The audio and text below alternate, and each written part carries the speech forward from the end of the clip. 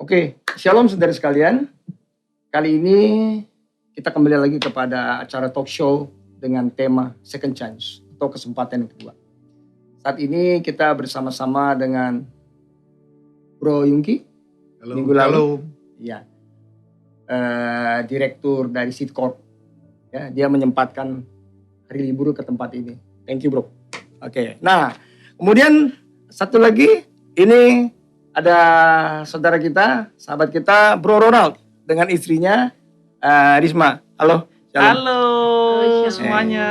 Kalau kalian lihat di HP-mu baru-baru ini ya, mungkin 1, 2 bulan, 3 bulan ya, bahwa ada ya berita viral bahwa Ronald pernah kena COVID, terus kemudian sempat Tuhan bawa ke surga. Yap. Ya, sempat, kalau istilah kedokteran mati suri, Bro. Oh gitu ya. Iya, jadi dia sempat check out tapi check in lagi balik. Gitu, itu kasih karunia. Jadi ini apa yang kita pengen denger nih? Pengalamannya kita pengen denger, kemudian apa sih sebetulnya misi yang Tuhan titipkan di dia setelah dia balik lagi. Ya, karena kan ada sesuatu tugas yang harus dia jalankan. Nah ini saya pikir biar kesaksian ini, talk show ini bisa menjadi berkat buat kita semua. Tapi sebelumnya kita doa dulu ya, Bro ya. Oke. Bapak, di dalam nama Tuhan Yesus kami persilakan Roh Kudus ambil alih semua topik pembicaraan kami. Kami berjanji Tuhan, nama-Mu dipermuliakan. Amin. Ambil alih Tuhan Yesus semua kata-kata, ide, semua Tuhan kalimat yang akan keluar dari mulut kami. Terutama dari Ronald dan Risma, juga Bro Yongki dan hamba-Mu. Engkaulah yang menjadi Tuan dan Raja, yang menjadi fokus dari semua yang sedang kami bicarakan. Bapak, terima kasih dalam nama Tuhan Yesus. Haleluya. Amin. Amin.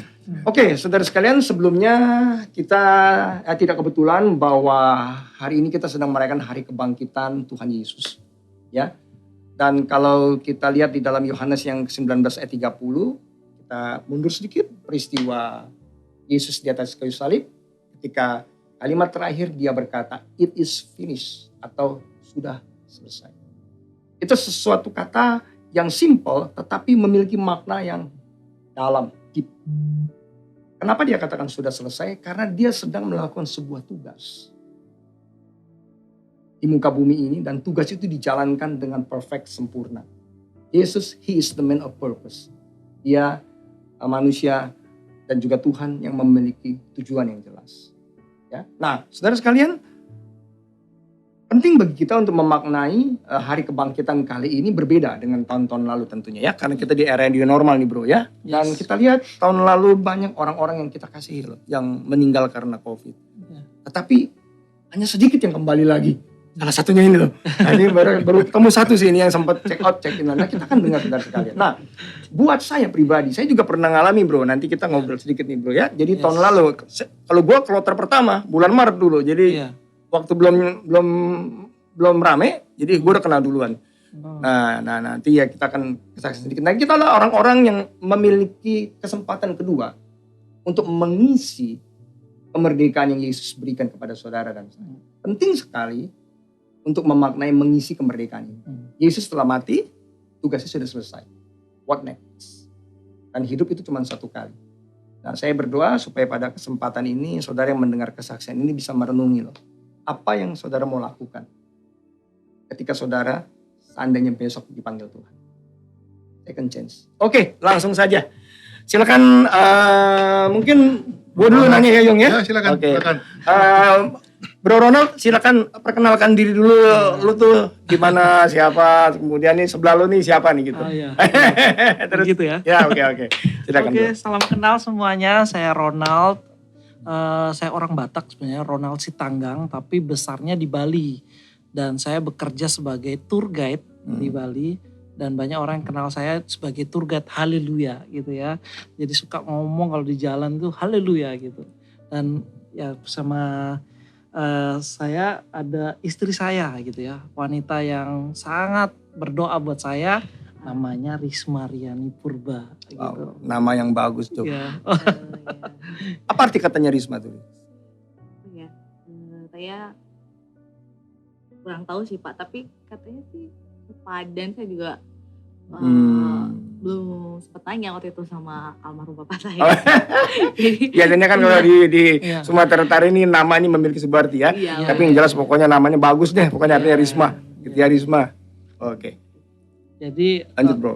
saya thank you banget sudah diundang nih sama Dok Bam dan Brother Yungki untuk bisa bersaksi sama istri saya bagaimana kami mengalami kebaikan Tuhan ya, second chance ya. Bahwa saya ini juga mengalami COVID-19 pada bulan September 2020 dan itu pun keadaannya sudah parah. Jadi kalau kedokteran mungkin Dok Bam udah tahu nih kalau orang yang mengalami saturasi oksigen 30 itu sudah gawat ya Dok. Jadi lu bisa ceritain dulu nggak bahwa ini gimana sih dari awal lu tuh bisa kena sakit terus kemudian kok sampai saturasi oksigennya 30, sebab dalam ilmu kedokteran 30 sebetulnya itu fungsi paru-paru kita udah dikatakan tinggal sisa maksimal 10-20% itu. Iya itu. Jadi Gimana? pada waktu keadaan pandemi kemarin Bali mengalami impact penurunan drastis untuk pariwisata, sektor pariwisata. Jadi mengakibatkan banyak pengangguran sebenarnya dan saya juga terkena imbasnya. Jadi kami berdua sepakat bikin usaha kue. Lalu saya turun di lapangan, saya jualan kue ceritanya. Oh wow. Lalu jualan kue, nah di tengah itu mungkin karena pada waktu itu bulan September zona hitam Bali, jadi di tengah lapangan saya mungkin sudah terkena terpapar virus yang sebelumnya tahun lalu saya sebenarnya sudah pernah terkena infeksi paru-paru. Nah ternyata terkena sedikit virus COVID-19 ini mengakibatkan apa yang dikatakan ya hyperhipoksia ya, jadi mengalami gejala yang sangat sesak napas itu, hipoksia ya, yang sangat luar biasa itu. Ya, dan itu tidak menunggu 14 hari gitu, saya 3 hari mengalami sakit sudah langsung memburuk gitu. Sudah mulai memburuk dan keadaannya sudah sangat kronis. Gitu. Ron, coba saya tanya tadi waktu Anda bilang jualan kue gitu ya. Itu door to door atau memang jual ke toko? Jualan ke toko sebenarnya. Tapi sambil karena nggak terlalu bagus kalau di toko aja nunggu gitu ya. Jadi saya jualin juga ke toko door to door juga gitu. Naik motor sama pakai keranjang di belakang gitu. Keranjang kue. Iya. Jadi servisnya jemput bola jadinya. Tuh teman-teman lihat ya, dia yang ganteng aja nggak malu loh jualan ya. Makanya ini yang lagi sedang krismon kayak begini ya. Jangan malu ya bro ya. Jangan malu berusaha. Yang penting halal. Yang penting baik. Yo, lanjut bro. Jadi ya itu pada waktu itu hari pertama alamin sakit itu merasa meriang tuh. Badan tuh meriang, menggigil. Terus kok udah nggak enak kayak seperti gejala tipes gitu ya. Jadi saya bilang sama istri saya, aduh saya minum obat tadi. Akhirnya istri saya belikan obat, lalu rawat saya, kompres saya dengan air hangat gitu ya. Jadi mandi air hangat. Lalu hari kedua sudah mulai mengalami yang kayak udah nggak bisa mencium bau. Terus hari ketiga udah rasain kok sakit semua badan kayak habis kerja berat yang linu semua persendian. Terus mulai keadaannya gemeter gitu, tremor gitu. Lalu udah mulai nggak sesak nafas saya, batuk-batuk yang begitu keras ya sampai sakit tenggorokan saya gitu. Jadi istri saya waktu itu bersyukur ya ada istri yang masih melayani saya gitu. Walaupun di tengah-tengah itu dia tidak pakai masker waktu itu ya karena berpikir masih tipes biasa. Masih gitu. Tipes biasa gitu. Tapi ternyata saya sudah mengalami keadaan yang kolaps di hari keempat malam itu, akhirnya diputuskan bawa ke rumah sakit. Itu tanggal berapa bro? 22 September ya. Tapi waktu kolaps itu apakah sudah tahu bahwa Anda kena COVID atau belum? Belum. Baru waktu pas sudah sampai di rumah sakit, di swab itu 2 kali. Pertama masih negatif, baru kedua ternyata dalam waktu ini ternyata positif. gitu. Lalu akhirnya di karantina ya, diisolasi. Lalu wah ini sudah nggak baik. Nah karena itu saya nggak tahu lagi, istri saya yang tahu itu. Nah Sebelum ke Risma mungkin, jadi waktu ketahuan positif itu CT value-nya berapa? 11. 11 ya. 11 itu sebenarnya katanya sih sangat menular loh. Makanya kalau Risma tuh nggak kena tuh luar biasa loh. Ya, Tuhan baik mujizat loh. Itu banget. kasih karunia. Ya, Iya. kasih karunia loh. Karena 11 itu termasuk level-level yang sangat menular sekali. Betul sekali. Iya. Betul. Dan itu keadaannya sudah So, saturasi oksigen 10. saturasi oksigennya 30%. Gimana kamu rasanya? Waktu awal dia sakit, kami kan untuk memutuskan karena lagi situasi COVID, jadi kami untuk ya udah isolasi mandiri aja di rumah. Karena kan kami berpikir ya paling 1-2 hari demamnya dia sudah turun gitu. Tetapi semakin hari kok perburukan itu terus semakin terjadi. Dan saat dia demam, terus kamu demam dan ngerasa kayak dia cuma bilang, aduh kok badan lindu-lindu ya. Terus dia ngerasa kayak ada cairan di paru-paru. Maksudnya kayak di dadanya itu kayak ada air yang tergenang. Dia bilang gitu, air. Saya nggak berpikir seperti itu, tapi sampai dia malam itu dia batuknya keras, terus saya rawat dia sama 3, pokoknya saya selalu bersama dia saat itu. Setelah dia didiagnosa positif tuh ya, dibawa balik ke rumah. Sebelumnya. Oke. Sebelum, karena kan selama hampir 3-4 hari kan di rumah, dia bersama saya kan, saya satu kamar, sorry tadi ya. rawat dia gitu. Akhirnya karena saya melihat kondisinya semakin terjadi perburukan dan nafasnya dia semakin cepat 1212, saya berpikir dan dia untuk ke kamar mandi juga udah nggak mampu. Kayaknya akhirnya saya memutuskan untuk bawa ke rumah sakit saat itu. Dan waktu saat di rumah sakit ya dicek segala sesuatunya dan bahkan dokter juga responnya marah juga kepada saya karena saturasinya datang dengan keadaan 30%. CT value-nya itu 11 dan itu sangat luar biasa katanya gitu, dan itu sebenarnya buruk keadaannya waktu suami saya datang ke rumah sakit. Waktu masuk rumah sakit itu apakah langsung berapa lama sampai posisinya koma? Itu Kan waktu koma kan berarti Ronald nggak sadar kan itu ya? Iya benar. Bener-bener nggak sadar sama sekali kan. Nah itu berapa lama tuh sejak masuk di rumah sakit kemudian jatuh koma itu berapa lama? Berapa hari? Sekitar sebelum waktu di rumah sakit itu sekitar 3 hari baru dia ngalamin koma saat itu. Karena semakin hari dari hari pertama, hari kedua, hari ketiga perburukan terjadi gitu. Iya. Nah saya sempat dengar kesaksian Ronald juga. Artinya kan Ronald tuh pernah disodorin surat untuk naikkan pakai ventilator. Tapi kan Ronald nolak gitu katanya. Kan? Ya, betul. Nah itu jadi berarti kondisi itu waktu belum koma ya, waktu nolak itu ya. Tapi sudah harus pakai ventilator. Nah, apa yang mendorong akhirnya Ronald sujud tuh pakai ventilator? Padahal awalnya kan ditolak, Anda tolak.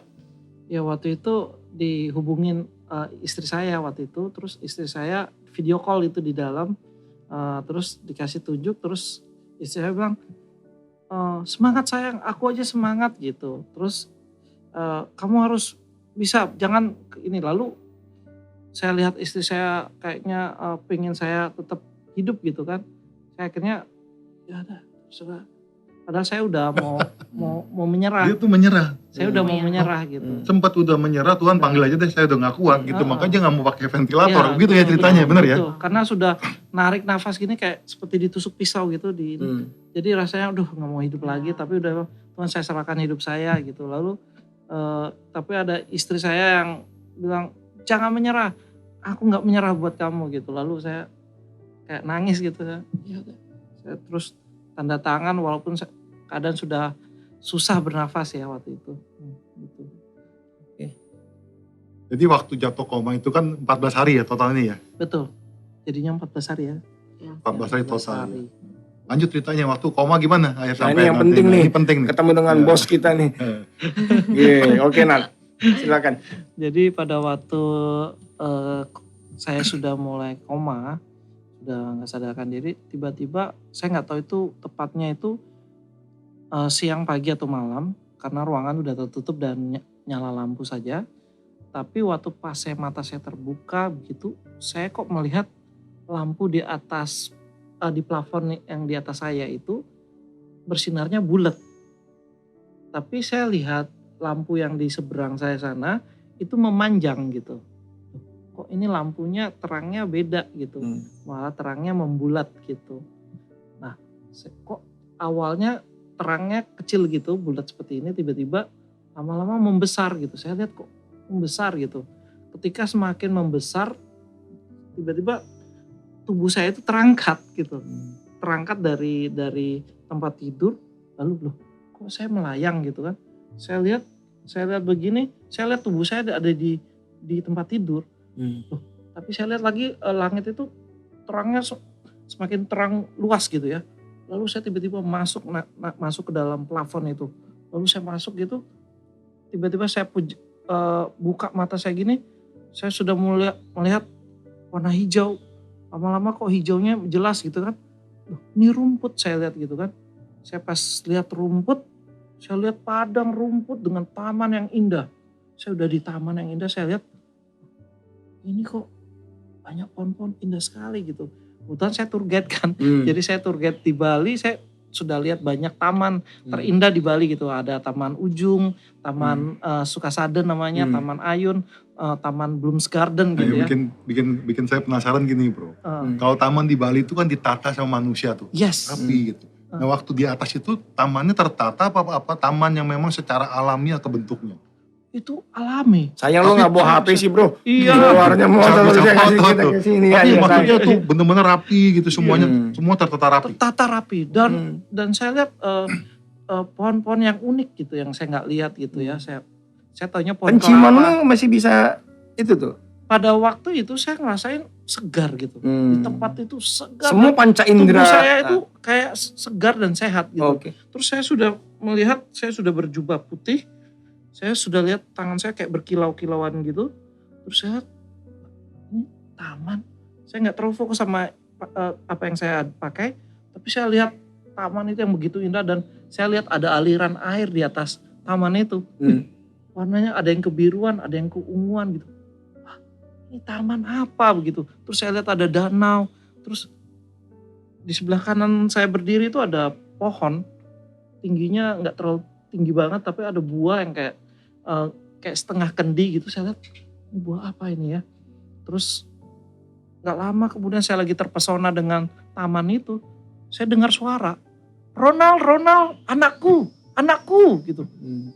Lalu saya, siapa yang manggil kok? Saya kenal suara ini gitu. Tiba-tiba saya, karena suara itu kayak dari belakang pohon sebelah kanan saya lihat, ngeliat gini. Lalu saya lihat badan yang bertubuh besar gitu, mukanya bersinar, terus berjubah putih gitu, tapi ini kayak ada selendang apa-apa berwarna merah, lari mengejar saya Pak. Siapa ya? Ronald, anakku.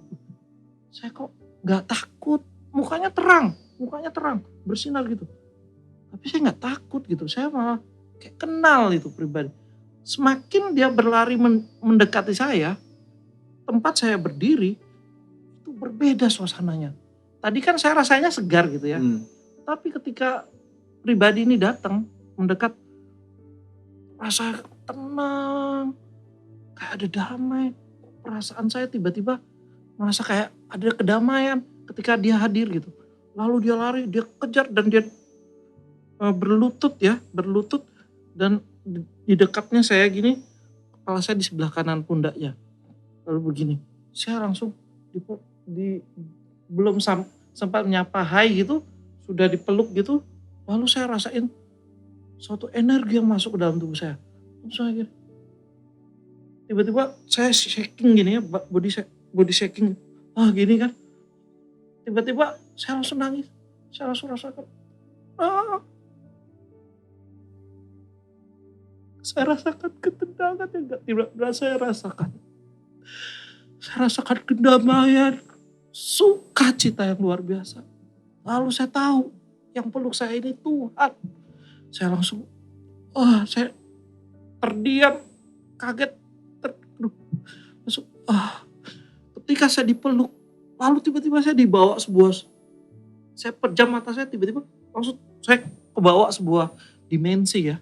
Dimensi waktu atau apa itu, tiba-tiba saya berada di sebuah ruangan, saya lihat mama saya, bapak saya masih muda, motif pakaiannya. Saya lihat diri saya, itu bayi itu saya kenal itu. Sepertinya itu saya bilang gitu. Lalu saya lihat mama saya menggendong saya, lalu saya lihat Tuhan lagi ada di samping saya. Lagi pegang kepala saya gini mengelus. Saya lihat mukanya menyinari wajah bayi Ronald itu. Nah, saya lihat. Lalu tiba-tiba saya ditarik lagi. Saya kayak melihat flashback kisah-kisah hidup saya. Saya dibawa, ditarik gitu. Tiba-tiba saya dengar suara, aku adalah aku. Gitu. Lalu balik lagi ke satu suasana. Saya sudah mulai besar. Saya masih kecil. Saya ke sekolah. Saya lihat Tuhan mendampingi saya jalan kaki itu ke sekolah. Masih TK, SD gitu. Saya lihat, saya lagi bersama Tuhan gitu. Saya lihat Tuhan menyertai saya side by side gitu jalan. Lalu saya balik lagi tertarik. Aku adalah aku. Tiba-tiba dengar suara itu.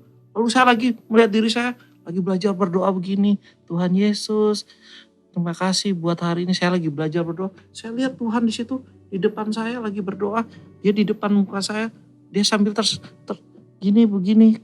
Sinarnya begini. Saya lihat, Tuhan lagi senang. Face to face. Saya lagi berdoa gini, Tuhan di depan muka saya dengan muka saya. Saya lihat, Tuhan, kau ada di situ bersama aku, saya lihat begitu. Lalu tiba-tiba saya ditarik lagi, balik lagi. Saya masih mendengar suara yang sama. Aku adalah aku. Lalu tiba-tiba saya masuk lagi, saya balik lagi. Saya melihat diri saya sudah belajar naik sepeda. Saya lihat saya lagi naik sepeda, lalu saya lihat Tuhan lagi nemenin saya di naik sepeda gitu. Tapi pas saya lagi belajar naik sepeda itu, batu yang di depan sepeda saya ditiup. Saya nggak tahu, dikit-dikit tiba-tiba langsung minggir batu itu. Lalu saya pas berjalan, saya nggak kena bahaya.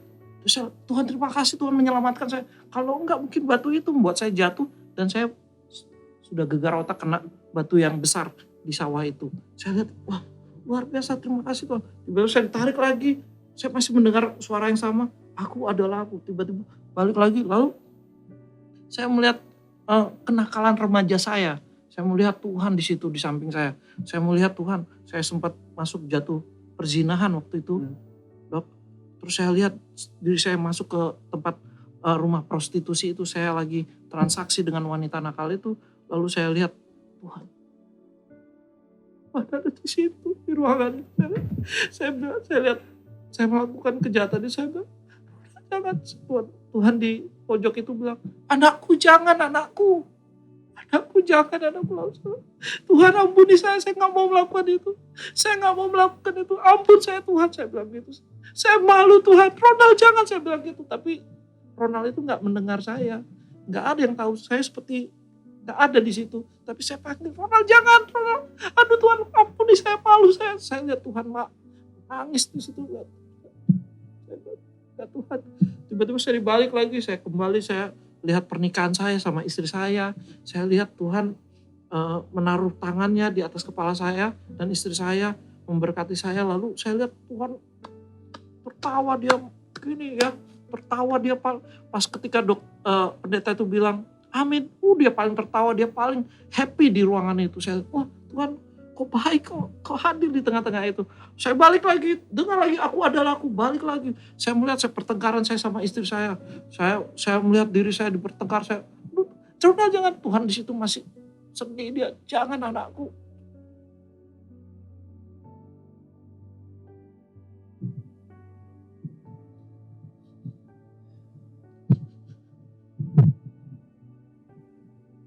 Di situ saya melihat Tuhan sayang sama saya waktu itu. Saya lihat saya melakukan banyak dosa. Saya lihat saya berdoa gitu ya. Saya lihat diri saya berdoa di ruangan. Saya tarik lagi, saya lihat diri saya berdoa. Saya bilang gini, Tuhan Yesus ampuni saya bodoh Tuhan. Gara-gara ini dosa ini Tuhan, saya habis uang saya Tuhan, ampuni saya Tuhan. Saya bodoh Tuhan, saya lihat itu. Saya lagi berdoa. Itu saya minta ampun. Saya lihat Tuhan peluk saya dari belakang. Dia bilangin, ku ampuni kamu anakku. Makanya saya rasa, pantesan saya kok pas berdoa tenang hatinya. Kayak ada sesuatu yang lepas ketika saya minta ampun sama Tuhan. Saya, Tuhan terima kasih engkau mengampuni saya. Saya bilang gitu. Saya ditarik lagi. saya lihat pemandangan saya lagi sakit itu dok. Terakhir itu saya melihat saya sakit itu, saya lihat, wih, saya pasang ventilator itu, saya lihat juga saya dipasang di jantung ini, dan hidung dan mulut saya itu, saya lihat di ruangan itu, saya lihat Tuhan di samping kanan tempat tidur saya. Saya bilang, Tuhan menyinari mukanya itu ke muka, ke badan saya seperti senter. Dok. Terus tangan kanannya itu memegang saya, berdiri memegang dada saya. Itu pemandangan paling romantis dalam hidup saya dok. Saya lihat nggak dekat dengan tempat saya tidur, tapi malaikat di sekeliling ruangan ICU itu sampai ke atas langit plafon itu kayak ada anak tangga ya, itu sampai ke atas bersayap. Saya bilang terima kasih Tuhan, Kau ada bersama pada waktu aku sakit, saya bilang. Saya lihat itu, lalu saya ditarik, saya kembali pada pelukan beliau ya. Saya langsung terbuka mata saya sudah lihat beliau sudah berdiri di hadapan saya. Dia ngomong begini sama saya. Tingginya semana, Ran? 2 kalinya saya, dok. 2 kali saya jadi ngelihatnya begini. Saya sempat lihat mukanya Tuhan nggak, Ron? Waduh, enggak. Nggak kelihatan ya? Enggak, soalnya terang sekali. Mohon maaf, saya jadinya ngeliatnya cuma dadanya doang. Sama tangannya ini. Kalau bawa handphone bisa minta selfie bareng tuh ya. Iya, harusnya kalau bisa itu ya. Sebelum lanjut nih Ron, ini menarik. Ya. Jadi memang tadi waktu lu cerita mengenai bagaimana Tuhan tuh membawa dalam dimensi kemudian bolak-balik itu cerita itu. Apakah di pengertian kita itu yang namanya buku kehidupan yang Tuhan tunjukkan kepada kita? Ya sepertinya seperti itu Pak. Jadi Tuhan menunjukkan bagaimana keadaan hidup kita yang sebenarnya, bagaimana penyertaan Dia. Kita lalui gitu. Saya menyadari bahwa kata Immanuel, Tuhan beserta kita, itu real, nyata. Amin. Dia di samping kita. Jadi dari cerita yang Anda sampaikan ini, ya yang disampaikan juga kepada pemirsa bahwa tuh He is Immanuel and He is real gitu ya. Yes, He is real. Artinya kan banyak orang yang masih bolak-balik nanya Tuhan kau di mana gitu kan ya. Tapi hari ini Ronald mengkonfirm kembali ya para pemirsa bahwa Tuhan itu ada dan Tuhan real bersama dengan kita. Amin. Bahkan ada di tempat ruangan ini pun Dia ada. Ya. Dia melihat kita, Amin. Dia melihat hati kita, melihat hidup kita. Sampai saya sempat ini yang menarik. Ada seorang hamba Tuhan pernah mengatakan gini. Kalau Anda bertanya di mana kau Tuhan? Jawabannya adalah Tuhan ada di mana tempat engkau meninggalkan Dia. Iya, benar.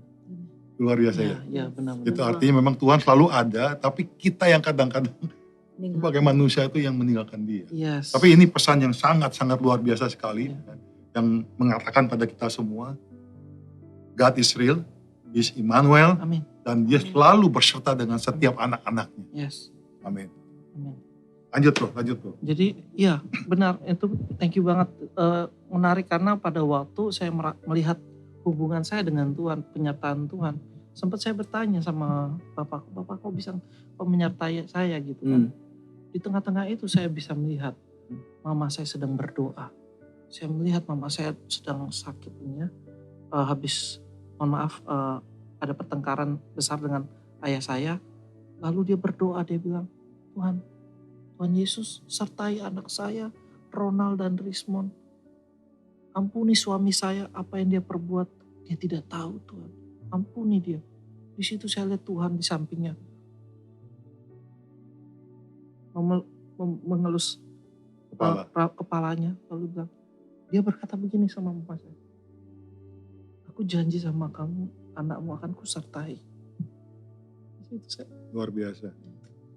Kita ini hidup ternyata adalah produk doa orang-orang yang mengasihi kita. Amin. Baik itu mungkin guru, orang tua, kakek nenek kita yang berdoa.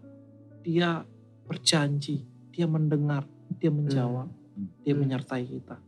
Lalu ketika Bapak ini, beliau berdiri di hadapan saya, dia berkata begini, akulah Tuhan yang menciptakan langit dan bumi. Akulah Dia. Akulah yang Tuhan yang memberikan sinar pada matahari, bulan, dan bintang. Akulah Dia. Akulah Tuhan yang menciptakan segala makhluk. Akulah Dia. Akulah Tuhan yang mengasihimu anakku Ronald seperti biji mataku sendiri. Lalu ketika Bapak berkata begitu, saya nggak berkata Tuhan Yesus. Saya nggak berkata Allah, Elohim, Yahweh. Tapi di situ roh saya berkata, iya Abba Bapa, aku percaya. Saya menangis sejadi-jadinya karena begitu membuat saya berharga waktu itu. Saya merasa saya berharga. Saya melihat pemandangan Tuhan. Bagaimana Tuhan menemani saya, menjagai saya, menyelamatkan saya dari ular yang hampir menggigit saya. Walaupun saya nggak tahu waktu itu, tapi saat itu saya diperlihatkan, saya tahu akhirnya Tuhan menemani saya di situ. Lalu saya bilang, iya Bapak, aku percaya. Lalu dia berkata begini, anakku Ronald, jangan kamu sombong. Sedikit kamu sombong, kamu gak akan dengar suaraku. Tapi dengan kerendahan hatimu akan firmanku, sebesar apapun dentuman ledakan masalah hidup kamu, kamu akan mengerti jalan-jalan hidupmu. Kamu akan bisa mendengar rencanaku. Ya Bapak, terima kasih saya bilang. Terima kasih Bapak. Setiap kata-kata demi kata yang dikatakan Bapak pada waktu itu membuat saya joyful, sukacita. Saya kayak menemukan jawaban dalam hidup saya. Saya lalu terkagum gitu, lalu Bapak bilang begini, kesempatan adalah hak istimewa saya. Kesempatan adalah hak istimewa saya. Kesempatan adalah Hak istimewa saya. Second chance. Hidup dan mati ada di tanganku. Wow. Kata Bapak. Aku memberikan kesempatan kepada semua orang untuk mengenal aku. Dan menyembah aku. Akulah yang dikatakan Yesus Kristus. Akulah yang dikatakan juru selamat. Akulah Dia. Akulah terang, jalan, dan kehidupan. Ketika Bapak bilang begitu, saya bilang, iya Bapak, aku percaya, saya bilang begitu. Saya masih menangis di tengah-tengah beliau berkata begitu. Saya merasakan, aduh, saya menemukan Tuhan saya. Saya melihat, ya Tuhan, ada lubang tangan di sini.